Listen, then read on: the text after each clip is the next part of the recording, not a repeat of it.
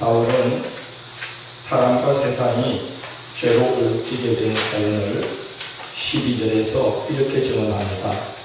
한 사람으로 말미암아 죄가 세상에 들어왔고 죄로 말미암아 사망이 들어왔는데 그로 인해 모든 사람이 죄 가운데 거하게 되었으므로 사망이 모든 사람에게 이르렀다.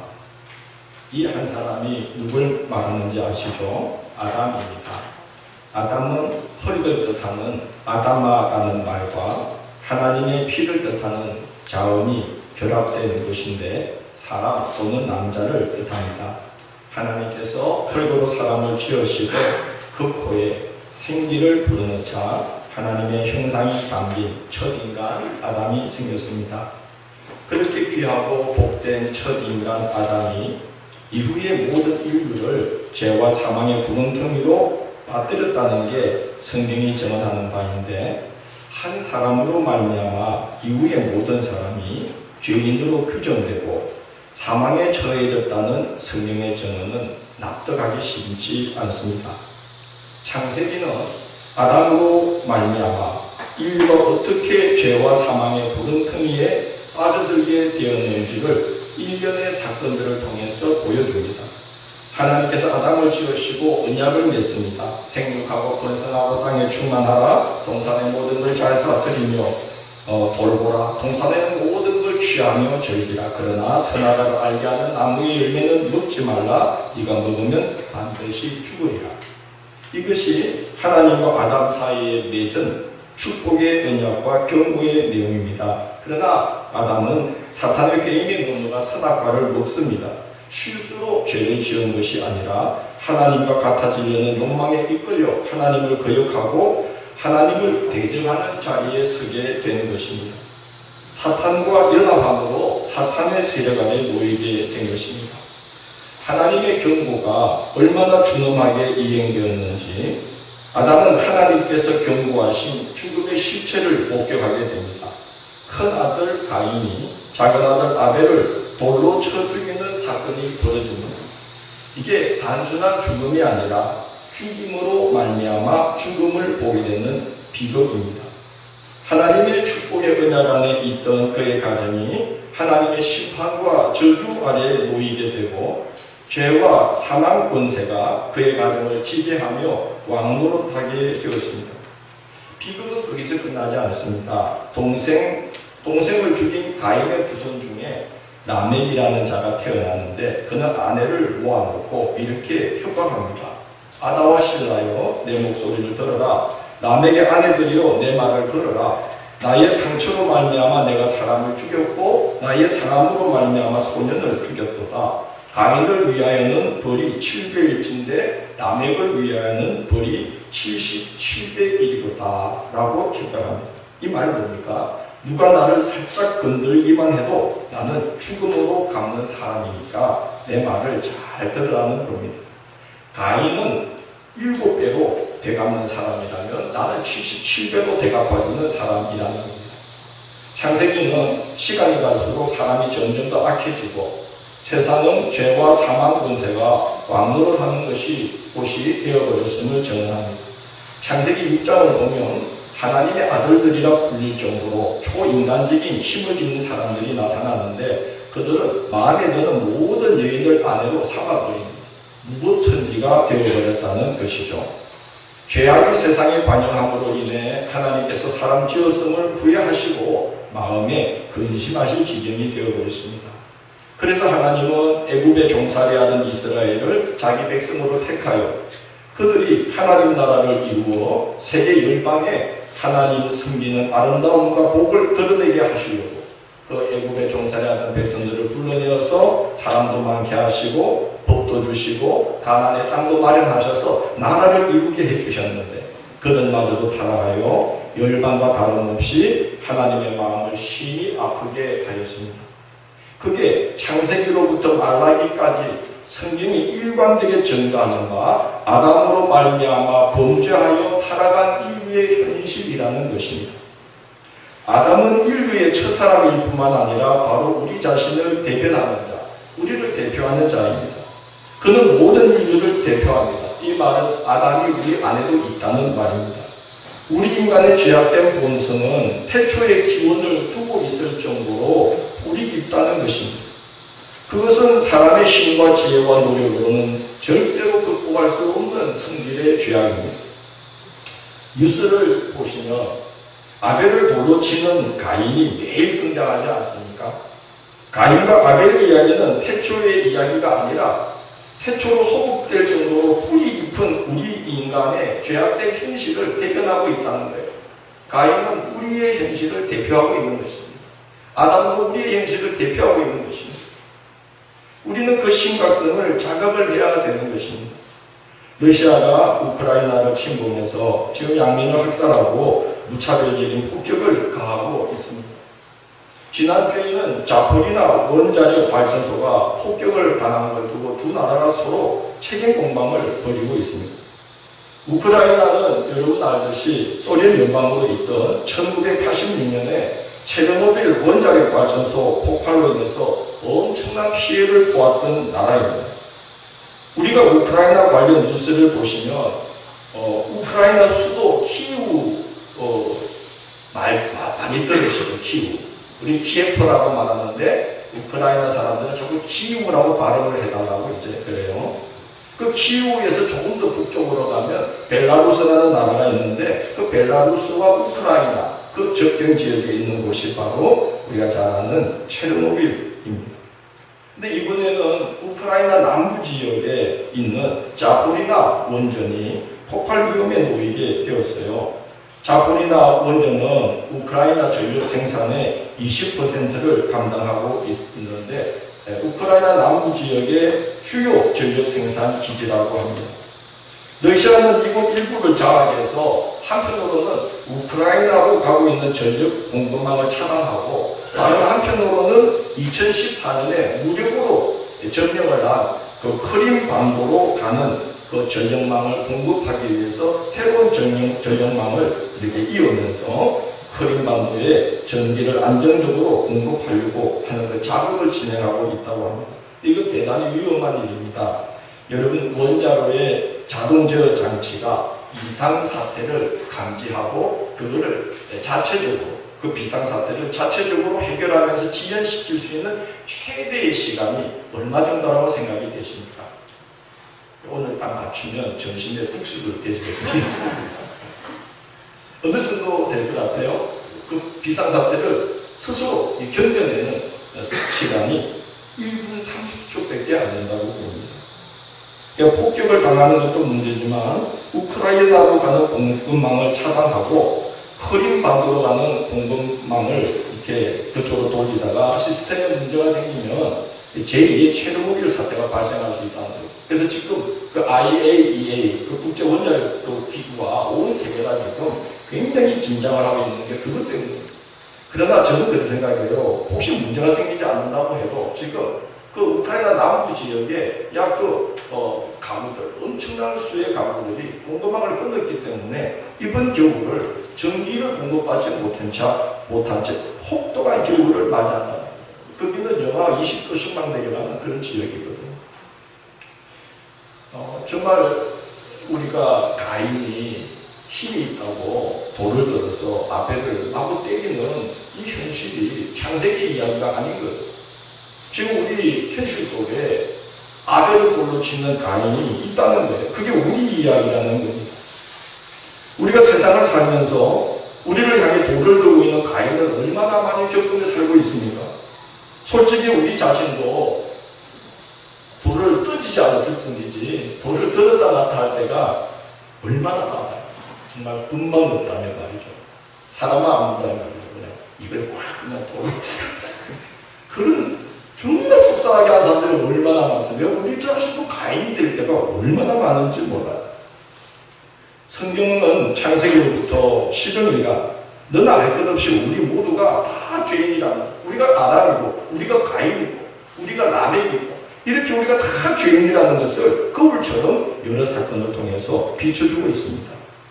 한 사람으로 말미암아 온 세상이 이렇게 죄로 훔치게 되었다는 것을 일련의 사건들을 통해서 보여주는 게 구약 성경입니다. 그런데 바울은 창세기가 증언하는 죄와 타락의 문제를, 그리고 복음서가 증거하는 구원의 길을 아담과 예수 그리스도를 대조하면서 연합, 대표, 그리고 전가라는 세 가지 개념을 통해서 아주 매우 단순하면서도 명확하게 우리가 왜 한 사람 때문에 죄인의 길에 들어서게 되는지를, 또 한 분으로 인해서 우리가 어떻게 구원을 받게 됐는지를 굉장히 명확하게 제시하고 있습니다. 여러분, 가능하면 로마서를 몇 번이고 한 절 한 절을 정독하면 좋겠습니다. 예수 그리스도를 통해 하나님께서 우리에게 베푸신 구원의 은혜를 로마서만큼 일목요연하게 명확하게 드러내는 책이 없습니다. 최고의 설교는 성경 자체입니다. 그 중에서도 복음에 대한 최고의 설교를 꼽으라면 저는 로마서를 꼽고 싶어요. 이상해요. 이 바울은 예수님을 만나보지도 않았고 함께 밥을 먹은 적도, 가르침을 들은 적도 없는데 함께 한솥밥을 먹었던 베드로, 야고보, 요한, 이런 분들로서는 감히 할 수 없는 예수 그리스도가 어떤 분인지를 신학적으로 너무나 명쾌하고 분명하고 정확하게 우리에게 제시하고 있는 분이 바울 사도예요. 놀라운 분입니다. 어떤 부연 설명보다도 성경 본문 자체가 우리는 귀에 못이 박히도록 해야만 합니다. 설교는 1시간 즐겁게 듣고 우리 마음에 영적 만족을 주는 것이 아니라 우리의 과거, 현재, 미래를 송두리째 바꾸는 것이 설교이기 때문에 복음 자체인 말씀에 자꾸 노출되도록 해야만 됩니다. 그런 면에서 로마서야말로 저는 복음에 관한 최고의 설교라고 생각합니다. 저는 읽을수록 놀라고 있습니다. 여러분, 구구단 아시잖아요. 이팔. 이거 신기해요. 맞나? 이팔. 내가 잘못 적었네요. 28, 16. 24, 8. 34, 58, 좋을까봐 내가. 여러분, 우리 구구단이 입에 척척 붙어 있어요. 마찬가지로 우리가 로마서가 전가하는 바, 복음의 체계가 우리 심령 속에 들어와서 이렇게 체계적으로 그 어떤 부분과 부딪힐 때 우리가 주의 은혜가 이것이었구나. 그래서 성경은 이렇게 우리에게 전가하고 있구나. 이렇게 하나님의 말씀이 그때그때마다 우리 속에서 2, 4, 8, 3, 5, 15 이렇게 탁탁탁 나오듯이 하나님의 말씀이 우리 속에서 나오도록 해야만 하는 것입니다. 우리 속에 하나님의 말씀, 그 복음 자체가 우리 심령 속에 반드시 들어와 있어야만 합니다. 그러면 예수의 이름만 들어도 감사하게 되고 그분 안에 있는 생명이 나를 붙들고 하나님께서도 이끄시는 그 은혜의 능력, 말씀이 우리의 심령을 쪼개고 들어와서 우리를 감찰하고 바꿔주시고 이끌어가시는 은혜를 우리가 경험할 수가 있습니다. 그러니까 여러분, 재미있게 설교하는 설교가 좋은 게 아니고 저처럼 딱딱하게 할렐루야 성경 말씀 갖고 계속 하는 설교 양약인 줄 이해하시기를 바랍니다. 로마서 부탁인데 개인적으로 좀 한 절씩 읽어주시기를 부탁합니다. 먼저 바울은 연합과 대표, 그리고 전가라는 개념으로 오늘 이 내용, 전가가 무엇인지는 주부에 제가 실어놨어요. 우리가 어떻게 죄에 빠지게 되었는가를 설명하고 있습니다. 아담은 인류의 시족이며 자연인을 대표한다는 것입니다. 그는 한때 하나님과 연합하였으나 사탄과 연합한 자가 되고 말았습니다. 그가 사탄과 연합함으로 인하여 이후 아담과 연합함으로 이 세상에 태어나게 된 모든 인류에게도 아담의 죄로 말미암은 형벌이 전가되어서 사망이 모든 사람에게 이르게 되었다. 이게 지금 바울이 12절에서 하고 있는 이야기입니다. 그러므로 한 사람으로 말미암아 죄가 세상에 들어오고 죄로 말미암아 사망이 들어왔나니 이와 같이 모든 사람이 죄를 지었으므로 사망이 모든 사람에게 이르는느니라. 17절을 보면 바울은 한 걸음 더 나아가서 이렇게 전가합니다. 한 사람의 범죄로 말미암아 사망이 그 한 사람을 통하여 왕노릇하게 되었다. 18절에서는 그런즉 한 범죄로 많은 사람이 정죄에 이르게 되었다. 아담 때문에 인류가 죄인으로 정죄당하게 되었다는 것입니다. 19절을 보면 한 사람이 순종하지 아니하므로 많은 사람이 죄인이 되었다고 말합니다. 아담 한 사람의 불순종으로 인해 아담 안에 있는 자들은 모두 불순종의 아들, 딸들이 되고 말았다는 거죠. 아담과 연합해 있는 자들, 지금도 여전히 아담과 연합한 자리에 있는 자들은 아담이 짓고 있는 죄, 그 죄로 말미암은 형벌, 그 대한 대가를 다 치르면서 살게 되어 있다는 말을 하고 있는 것입니다. 여러분, 이것이 바로 대표, 연합의 의미입니다. 친일파가 나라를 대표해서 을사조약을 맺었을 때에 온 나라가 그 조약에 매이지 않을 수가 없게 되었어요. 왜? 그들이 나라를 대표해서 조약을 맺었기 때문에 그런 것입니다. 그처럼 우리 인류를 대표하는 아담이 범죄함으로 이후 그와 연합함으로 태어난 모든 인류에게도 아담의 범죄로 말미암은 죄와 죄책과 죄의 대가를 치르는 형벌이 전가되었다는 것입니다. 여러분, 이 유전자라는 게 엄청난 것입니다. 제가 이번에 학생들 데리고 수련회를 2박 3일 같이 다녔잖아요. 교회에서 얼핏 볼 때도 저 아빠하고 똑같네, 엄마하고 똑같네, 이런 표정들, 몸짓 이런 걸 느낄 수 있었는데, 애들하고 2박 3일을 같이 가 있는데요, 애들하고 있는 게 아니라 부모들하고 같이 있다는 느낌이 들었어요. 엄청 그렇게 똑같아져요. 표정도 말투도 심지어 걸음걸이까지도 그래서 옛날 말에 뭔 도둑은 못한다. 나 그래서 애들하고 있는데 우리 집사님 권사님들하고 같이 있는 느낌이 들었어요. 너무 닮은 거야. 집사님들의 표정, 그 말투, 그 분위기, 그 느낌이 다 이렇게 느껴졌습니다. 유전자라는 게 대단히 엄청난 힘을 갖고 있습니다. 여러분, 하물며 우리가 아담과 연합함으로 태어난 우리 인류가 그의 죄에서 또 그로 말미암아 그가 치르게 될 죄의 형벌에서 우리가 어찌 자유로울 수 있겠느냐 하는 것입니다. 그 사실을 바울은 14절에서 이렇게 증거합니다. 한번 보십시오. 아담으로부터 모세까지 아담의 범죄와 같은 죄를 짓지 아니하는 자들까지도 무엇이 왕으로 하나니? 하나님이 왕으로 하나니 그랬어요. 아담과 같은 죄를 짓지 않았을지라도 아담과 연합함으로 태어나게 된 우리 모두는 그 아담이 사망의 왕노릇 당하듯이 우리도 사망의 왕노릇 당하지 않을 수가 없다는 거죠. 그러므로 성경은 분명히 말합니다. 사람으로서는 의인이 하나 없나니 하나도 없으며 모두 죄와 사망, 권세 가운데 매여 있으며 스스로는 절대로 구원의 가능성이 없다고 성경은 말하고 있는데 사실입니다. 그러나 바울은 이 캄캄한 상황에 하나님께서 구원의 빛을 비춰주셨다는 거예요. 하나님께서 구원의 역사를 시작하시는데 놀랍게도 그가 이루시는 그 방법이 아담으로 인해 죄가 세상에 들어오게 된 것과 같은 똑같은 방법을 사용해서 우리를 구원하신다고 이야기를 하고 있습니다.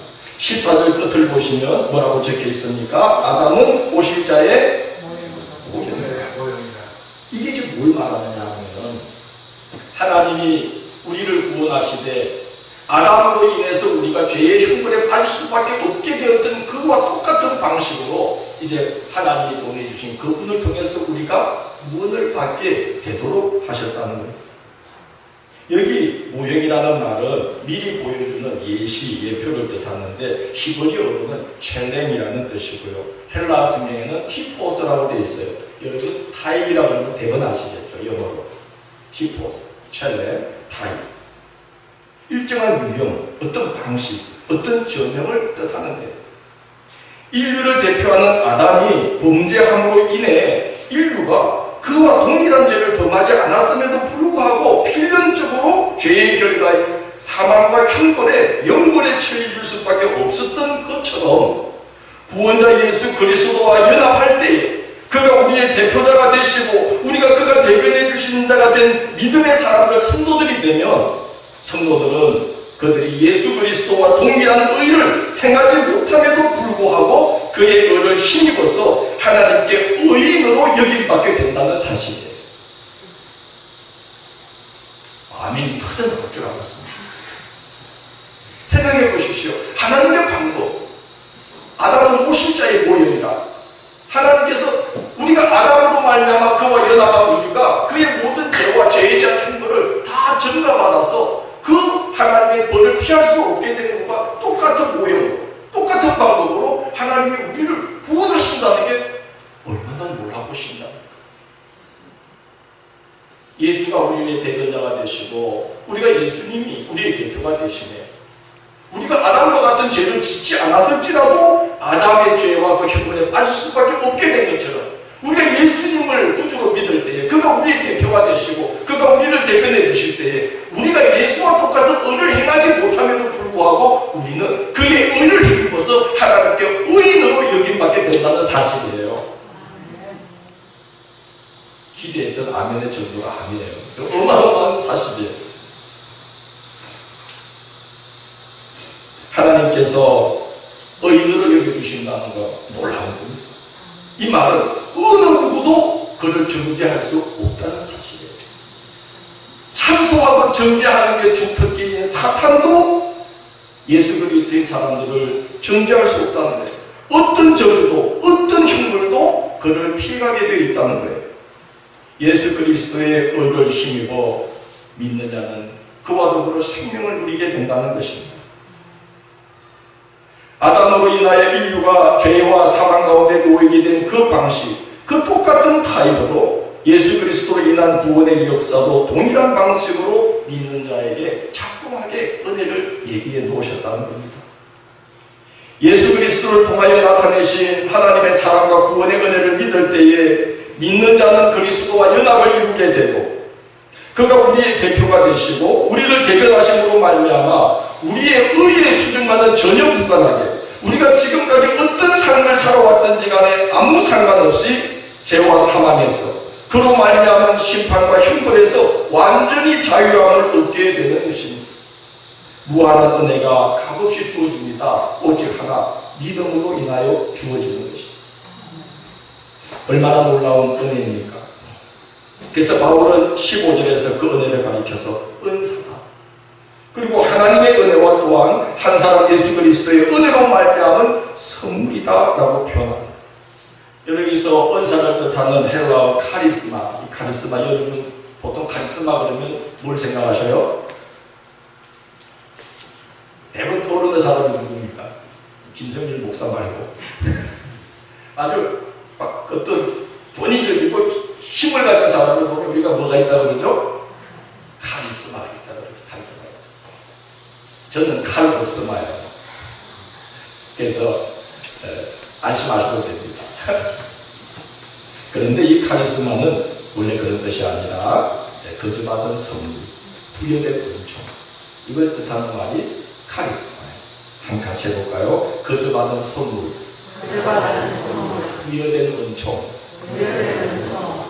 그게 카리스마, 은사입니다. 바울이 이 단어를 사용하는 이유가 뭐겠습니까? 구원의 역사가 하나님의 입장에서 볼 때에는 우리의 상태를 묻지도 따지지도 않고 일방적으로 하사해 주시는 은총이라는 거예요. 우리 입장에서는, 성도의 입장에서 볼 때에는 하나님께 우리가 거저받은 선물이다 라는 사실을 나타내기 위해서 바울은 은사라고 이야기를 하고 있습니다. 여러분 생각해 보십시오. 하나님은 그 놀라운 선물을 우리에게 하사해 주시려 영을 받지 않도록 죄인임에도 불구하고 예수 그리스도의 의를 힘입어서 생명을 누리며 살아갈 수 있게 해주시려고 놀랍게도 우리 같은 죄인을 그렇게 살게 하시려고 너무 귀한 독생자의 예수를 십자가에 희생하셨다는 거예요. 이게 예수 그리스도를 통해 나타난 하나님의 사랑이라는 걸 아시기 바랍니다. 마음에 좀 이게 그 사랑이 자리 잡게 되기를 원합니다. 엄청난 사랑을 받고 있는 자들이고 하나님은 그 귀한 선물을 첫사람 아담으로 말미암아 죄와 사망 권세에 함께 팔려버린 비참한 우리에게 하사하시려고 당신에게 하나밖에 없는 아들 예수를 둘째 아담으로 보내셔서 십자가의 희생제물이 되게 하셨다라고 성경은 증거합니다. 얼마나 놀라운 선물인지 모릅니다. 시편 49편 8절을 보면 죄와 사망에 처한 인간의 현실을 이렇게 고백합니다. 그들의 생명을 속량하는 값이 너무 엄청나서 영원히 마련하지 못할 것입니다. 우리 생명의 속죄, 지옥으로 떨어질 우리의 생명의 값을 치르고 우리를 건져내는 생명의 속죄는 너무나도 엄청나서 우리가 그거를 마련하려고 하는데 영원히 마련하지 못한다는 거예요. 그들의 생명을 성량하는 값이 너무 엄청나서 영원히 마련하지 못할 것입니다. 그렇게 시편 49편 8절은 증가합니다. 그런 처지에 있는 우리가 다른 건 아니고 오직 믿음 하나로 예수 그리스도와 연합할 때에 아무 값도 치르지 않고 그리스도와 함께 의와 영생을 누린 자가 된다고 하시니 얼마나 놀라운 은혜요, 은총이요, 선물이요, 카리스마입니다. 거저받은 은총이에요. 부여된 은총입니다. 거저받은 선물입니다. 15절을 보면 바울은 이 은사는 그 범죄와 같이 아니하니라고 말합니다. 무슨 말입니까? 아담으로 말미암은 범죄는 많은 사람을 사망에 빠뜨리게 되었지만 예수 그리스도로 말미암은 은사는 많은 사람을 사망에서 건져낸다는 거예요. 그래서 그 은사는 아담으로 말미암은 범죄와 같이 아니하다. 범죄에 빠진 우리를 건져내는 게 그리스도 예수로 말미암은 은사다 라고 지금 바울은 말하고 있어요.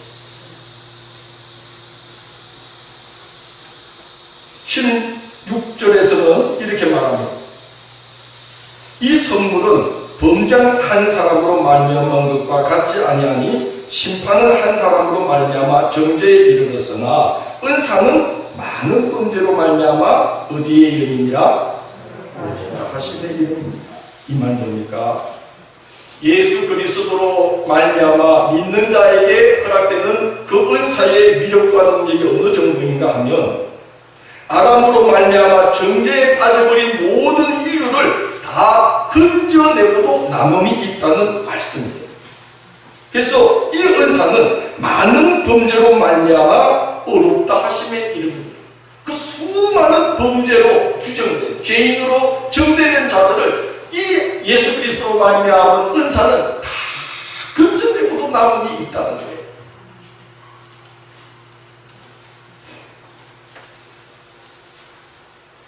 실제로 예수 그리스도를 구주로 믿고 그와 연합할 때에 이 말씀이 증가하는 능력과 위력이 우리를 붙들어주게 됩니다. 그래서 우리가 찬송하지 않습니까? 예수 예수 믿는 것은 빠른 예수 예수 귀한 예수 이름 주소서. 예수님을 믿어서 그분과 연합할 때 그 모습을 보시고 하나님이 우리에게 베푸시는 구원의 은혜와 그 능력과 그 위력은 실제로 우리 삶에 나타나기 때문에 예수 믿는 것은 받은 정도 많을 수밖에 없다는 것을 말씀하고 있어요. 17절 말씀이 그 사실을 증거합니다. 아담 한 사람을 통해서 사망이 왕노하게 되었으나 그것과는 비교되지 않을 능력과 위력으로 예수 그리스도와 연합한 자들은 생명 안에서 주님과 함께 원노릇하리라. 달란트 비유, 원화의 비유 아시죠? 예수님은 그 비유를 말씀하시고 제자들에게 너희가 아버지의 나라에서 나와 함께 10골 5골씩 맡아서 다스리게 되리라고 말씀했어요. 예수님 말씀대로 그들은 사도가 되어서 땅끝까지 이르러 이 땅을 하나님의 나라로 세워가는 자들이 되었어요. 베드로 10골 맡아서, 야고보 5골 맡아서, 요한 4골 맡아서 그렇게 그들은 사도가 되어서 그 미약했던 자들. 여기 복음서를 보면 이 제자들은 예수님 돌아가실 때까지 정신을 못 차린 사람들이잖아요. 근데 그런 자들이 예수님과 연합했다는 그 이유 하나 때문에 성령이 그들에게 임하여 받은 증거가 나타나며 10골 5골씩 맡아서 이 땅을 하나님의 나라로 세워가는데 주님과 함께 왕으로 듣는 자들로 쓰임받는 거 성령이 증거하고 있지 않습니까? 사도행전이 그 정도입니다. 우리도 그 복을 받고 있습니다. 우리는 하나님을 예비하기 위해 지금 나를 구별하고 시간을 구별하고 물질을 구별하고 구별된 성전에 모여서 하나님을 경배하고 있습니다. 예수 그리스도로 말미암아 연합한 자에게 베푸시는 이 은사가 우리에게 지금 나타나고 있어요. 우리도 지금 주님과 함께 그리스도를 통하여 생명 안에서 왕노릇하고 있는 것입니다. 우리가 교회를 주님의 몸으로 이 세상에 나타내기 위해 하나님께 받은 은사를 사용하여서 우리 이모저모로 지금 섬기고 있습니다. 오늘 보니까 성가대가 저 다목적실에서 오셔가지고 그 찬양 연습을 하고 있는데, 또 저 부엌에서는 또 여성교회에서 오늘 국수 만든다고 또 막 칼질을 하고, 이게 화음이 이루어지더라고요. 활동한 소리하고 있죠. 여기서 딱딱딱딱, 여기서는 또 뭐 찬양을, 어떤 분은 가서 그냥 성도들 모셔오느라 찬양 운행을 하고 안내를 하고 뭐 아이들을 가르치고, 일찍부터 와서 우리가 다 이렇게 우리가 하나님께 받은 것을 우리가 가지고 지금 하나님을 섬기고 있습니다. 여러분 얼마나 감사합니까? 우리도 세상에 치우쳐 살았지만 이제 우리는 예수 그리스도와 연합함으로 그의 생명을 힘입어서 생명의 왕이신 그리스도와 함께 하나님의 나라를 이루고 있고, 우리 주님과 함께 우리도 하나님의 나라를 이루는 일에 왕노릇하는 일에 동참하고 있는 줄로 믿습니다. 아멘. 세상에 쓰러질 뜻에 우리가 지금 참여하고 있는 건 아니지 않습니까? 예수님의 은혜 때문에 우리가 무엇이라고 얘기하는 자가 되었고, 그를 섬기는 자가 되었고, 그의 몸은 이 세상에 나타나는 그 외에 한 구성은 이래 뭐 지체가 되었어. 그게 뭡니까? 주와 함께 왕노릇하고 있는 것입니다. 너무나 귀한 일에 우리는 지금 참여함을, 은혜를 입고 있습니다. 얼마나 감사한 일이며 얼마나 놀라운 일입니까? 그리스도와 연합할 때 그 연합이 아담과 연합함으로 우리에게 멸했던 죄와 사망의 사슬을 다 끊어낸다. 어떻게 끊어내느냐?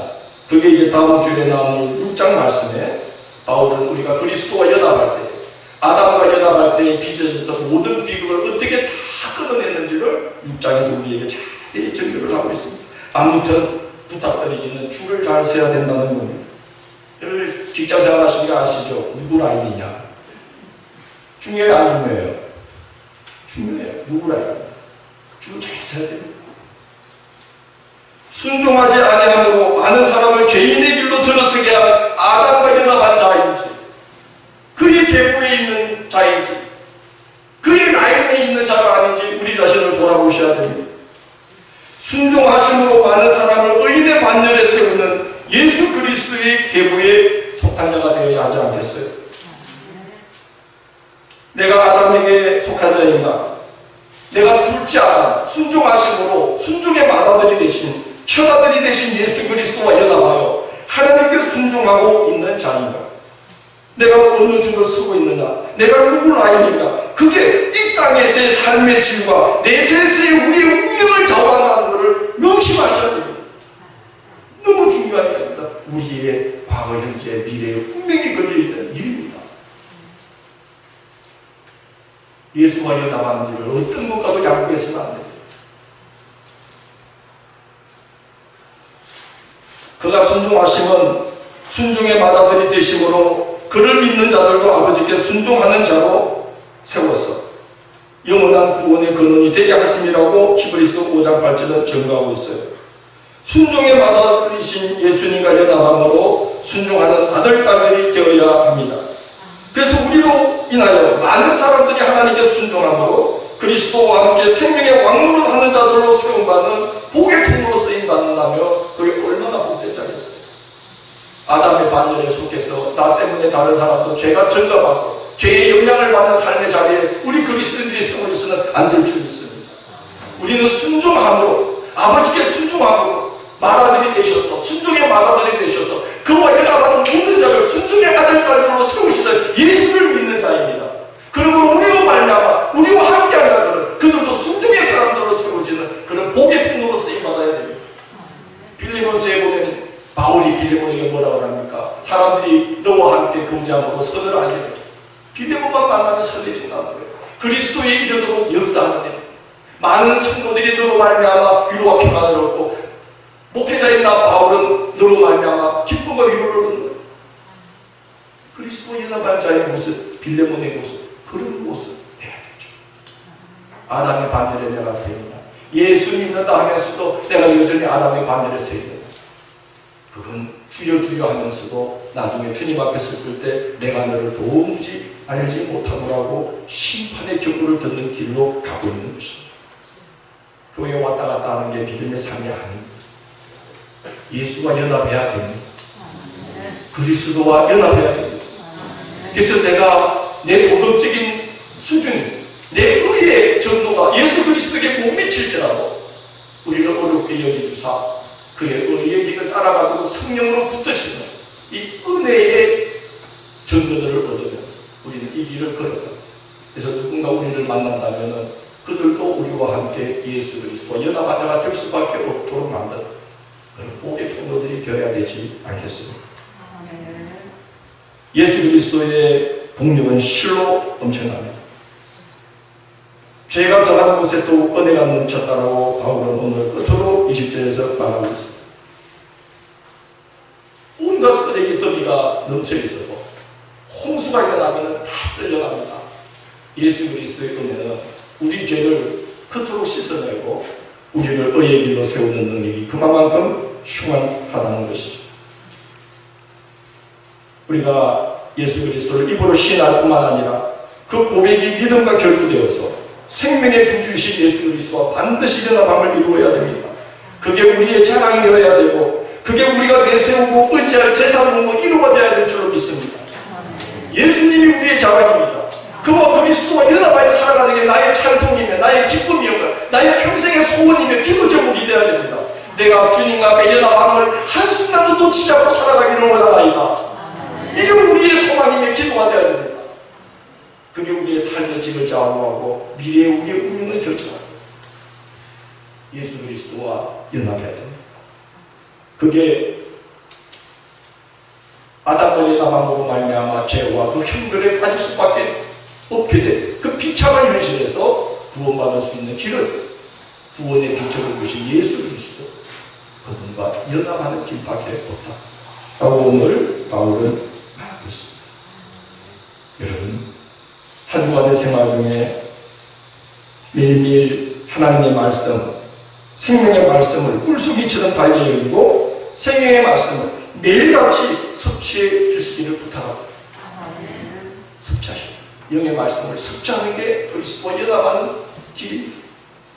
그리고 매일 매순간 예수 그리스도의 공로를 힘입어서 기도하심으로 아담에게 속한 바 되었던 나의 옛사람을 기도 중에 주와 함께 그의 십자가에 못 박힌 바가 되게 하는 기도의 삶을 매일같이 살아가시라. 구원은 믿음으로 받지만 구원받은 자의 합당한 모습으로 그와 연합한 자의 자리에 서는 건 끊임없는 신앙적인 노력이 아니면 안 됩니다.